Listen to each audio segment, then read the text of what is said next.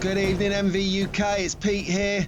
I'm going to take you through this video. It's going to be about foreign aid. It's going to be a brief look at foreign aid, the top 10, and a little bit more about where it's going in particular. Bring you those figures, so stay tuned for that. Very interesting, some facts I found out. And I think that being a new channel of 3 weeks old at the time of recording, I just want to say thank you ever so much for all of the people that subscribed to me so far. Means so much to me. It means you're enjoying what I'm doing, and I hope to keep bringing you some more. That'd be fantastic. But I'm having real issues picking which story to do next, because literally there's like 5 stories a day that you can choose from, and I'm limited for time, so I'm bringing you the best of the bunch. I think the foreign aid one for me is important because what it allows me to do is come back to this video in the future as reference, as a kind of anchor point, and then look into it. So how did this concept of this video come about? I'm thinking to myself, I was watching some of the Doge department, the Department of Government Efficiency over in America, headed up by Elon Musk and Vivek Patel. No, I might have got that wrong. Vivek, sorry, not Patel. He's the FBI chief. I beg your pardon, I stand corrected. So anyway, let's have a look. So I was having a look at this, and you can see here, I'm not going to go through this, but this was a sort of document they were talking through, and you can see just in the bottom line in the yellow, huge, mega saving.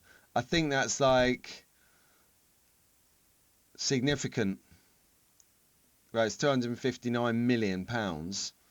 But ultimately they're saving on average £1 billion a day, and they were talking about that in addition to some of the foreign aid that they're sending overseas, and saying that some of it isn't important to American taxpayers who really need it, especially in North Carolina or LA that have been hit by recent disasters. You've got over there, they were saying they're sending $47,000 to Colombia for a transgender opera. They were sending $32,000 to Peru for a transgender comic book. And this is the one that makes me laugh the most. They're sending £1.5 million to Serbia, of all places. Now, bear with me, it's not a slant on Serbia. I'll explain why in a second. But they were sending £1.5 million to encourage and promote DEI through the Serbian workplace. Well, the reason I laugh is because I'm married to a Serbian lady. Fantastic. We've been together for 25 years. So it's not a new thing. And they thought, well, let's put it this way. By the time they get that off the ground, DEI will be finished in the world and we're back to merit again. However, I would go and have a knock on the door in Novi Sad of where that money went. But by the by, it led me to think, well, where do we send our money to?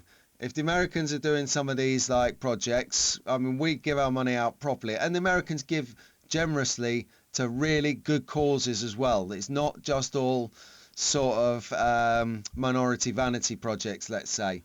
So I had a look at ours, because you hear all the time in the news David Lammy piping on, oh yeah, we just flick a £3 million there, we'll flick a few £1 million there, they need a new car, so we'll give them £10 million. He seems to be like throwing out the money, and I'm like, hang on, you're taking the money away from the pensioners, the farmers, the students, the waspy women, the business owners, pretty much every demographic that actually pays and contributes tax to the to society. You're taking all that money away. Why are we giving money away then? If we need money to find extra money, surely we should keep the money that we're sending out that is unnecessary. I agree we need foreign aid. I agree 100%. If there's an earthquake in Europe somewhere, let's say for an example, and we've got a duty to help our neighbours. I get that. I'm on board with that. But why don't we send them £1 million, and then, sorry, £1 million for those overseas watching this, and then you can get £1 million off of all of the other 28 European countries. They've got nearly £30 million for a rescue fund.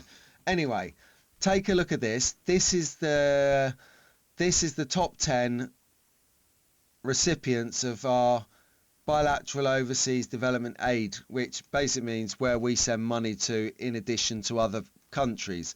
So we're giving these guys here, Ukraine, South Sudan. I'll come to Ukraine in a moment, and I'll pick a couple of these out to focus on in a minute. Not heavily, but just because there's some good in here, and I want to give balance to it. I don't want everyone to get a rage on because we're sending money out of the country.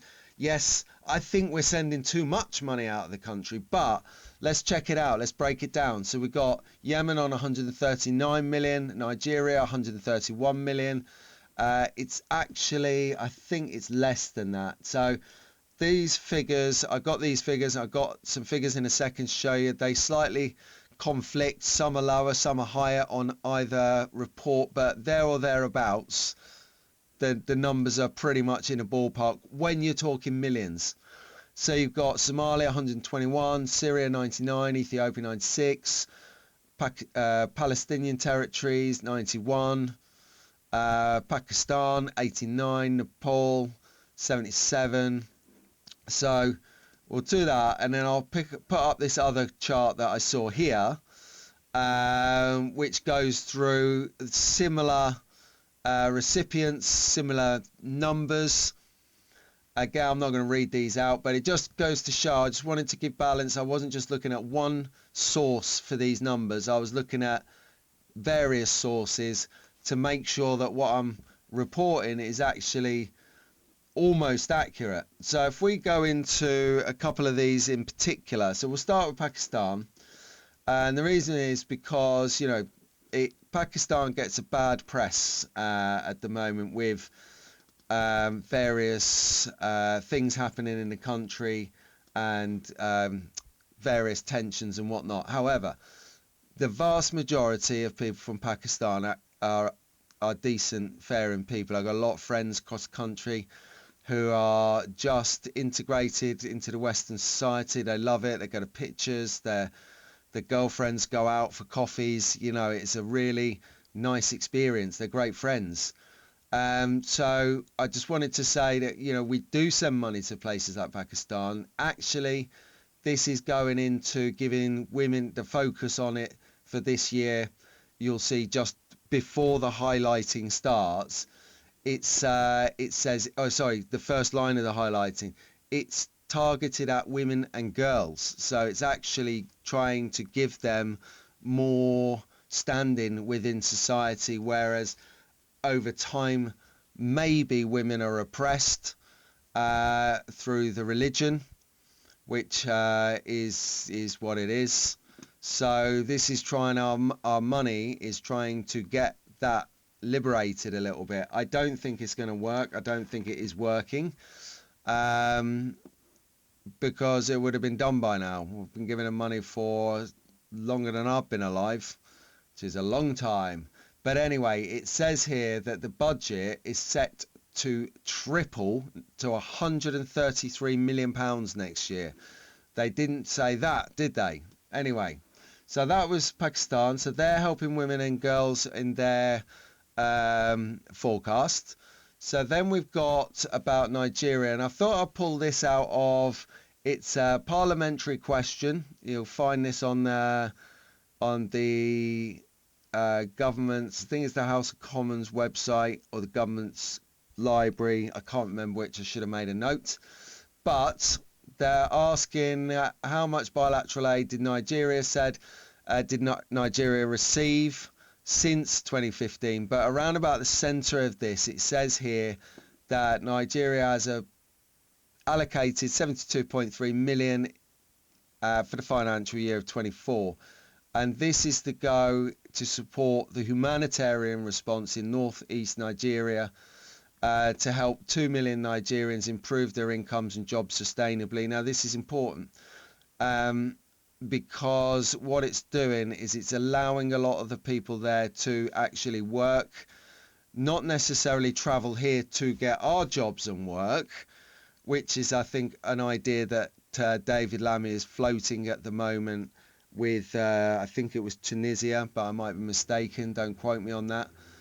Um, but yeah, that is going to allow 1.5 million additional girls to access schooling across 6 states. So again, focus on women, on girls. So I just wanted to say, you know, we're giving a lot of stuff away, but sometimes, in addition to these ridiculous transgender projects or these stupid, I don't know, whatever projects, we are actually doing some good with our tax money.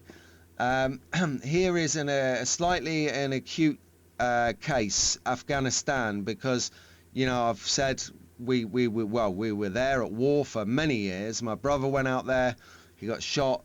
He's a hero. Thank you for your service. And everyone else who went out there and possibly, you know, paid a price. Thank you ever so much. If you're watching this, we appreciate you. We appreciate you a lot. Thank you. So what it's saying is that we spend around about 151 million pounds, which is reducing, by the way, which is good. So it's reduced from 286 million to 151 million between 22 to 24. Now this is issued and set out in terms because of the conflict there. We have certain terms for the money, and that's dealt with by the FCDO, the Foreign Commonwealth Development Office. Now, I have no idea who those people are, so I obviously Googled it. Here is who they are. It's the Foreign Commonwealth and Development Office.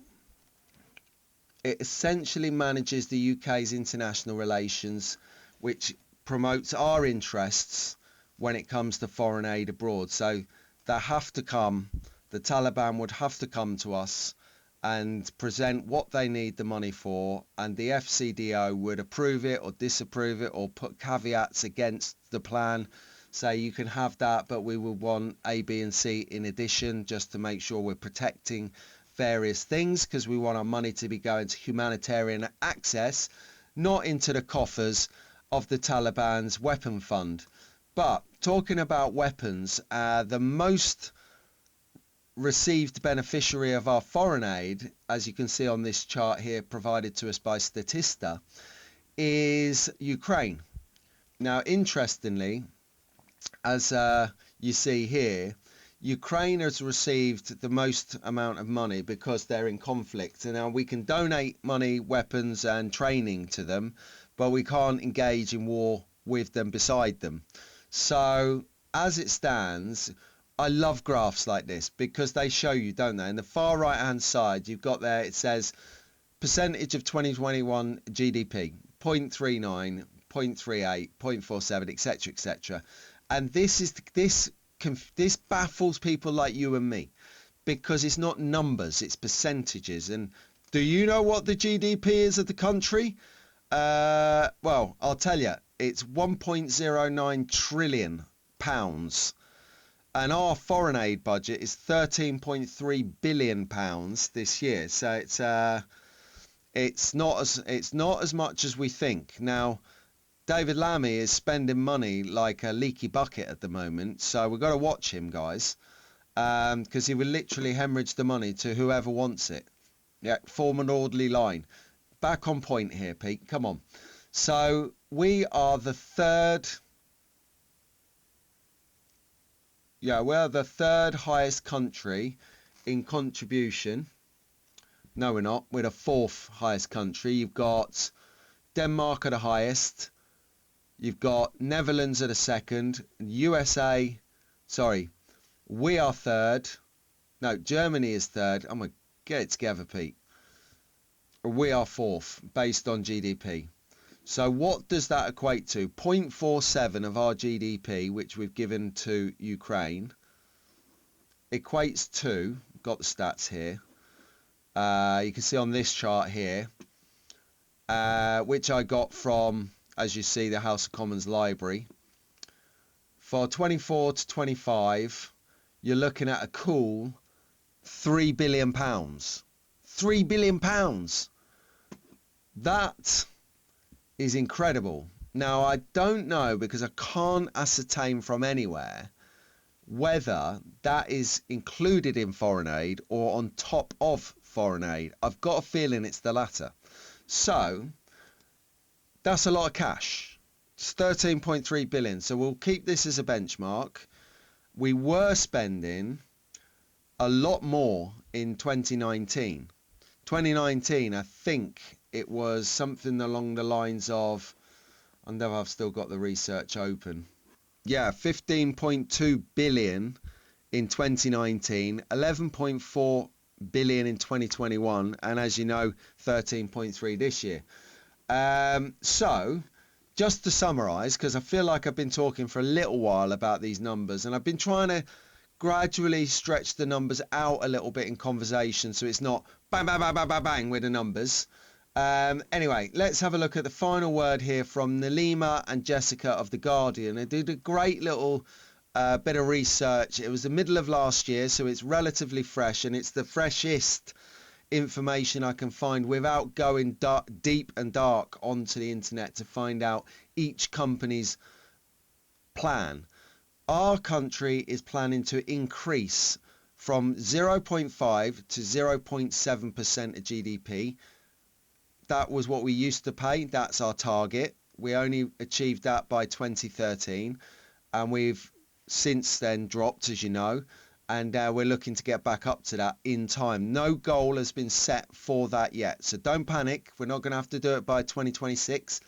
However, if you check this out on the screen here, very interestingly, everyone in Europe, all the European bloc, are reducing their payments for foreign aid. So you've got the EU, excuse me, is streamlining their economic foreign policy. You've got Germany and France have cut their budgets. Let me see here. So Germany have cut 2 billion. France have cut 1 billion. You've got smaller donors like Finland. You've got Switzerland. They're cutting their budgets by 282 million, and so on and so on. So I hope that brings you into a little bit of a more rounded picture on what's happening at the moment with our foreign aid, where it's going, the bulk of it. I'm not talking about the 50,000s for a community centre in Southern Ireland or something like that. I'm not talking about those projects. That's pocket change. I'm talking about the £100 million kind of thresholds.